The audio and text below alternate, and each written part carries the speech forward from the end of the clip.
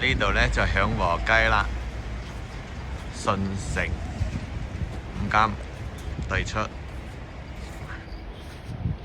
食個地下，經過一晚之後，而家係朝頭早嘅7:45。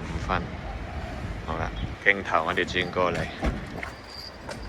呢度咧就係71啦。咁啊，71啊呢個位置，睇下，哇！原來卡板都係當垃圾抌嘅。經過一晚之後咧，原來夜晚喺香港抌垃圾咧就唔係犯法㗎喎，真係難為呢位外判商嘅阿姐。卡板一大車，仲有幾袋垃圾。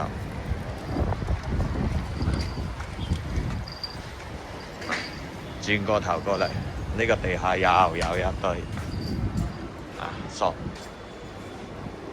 大浪底有2條，吸索、包裝、托盤、汽水罐，呢啲係淘寶淘返嚟嘅，拆完之後嘢就攞咗啦。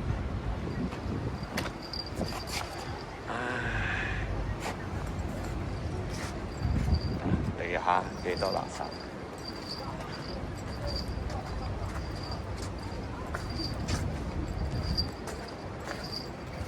煙頭啦，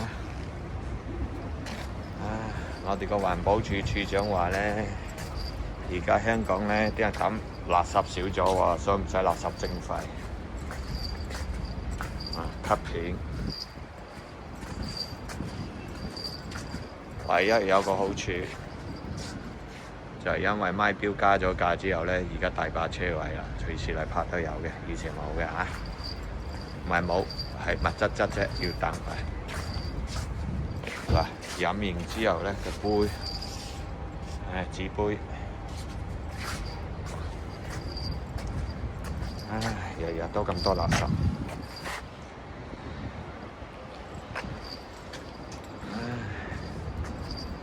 真係香港咧，夜晚黑抌垃圾係唔犯法㗎喎。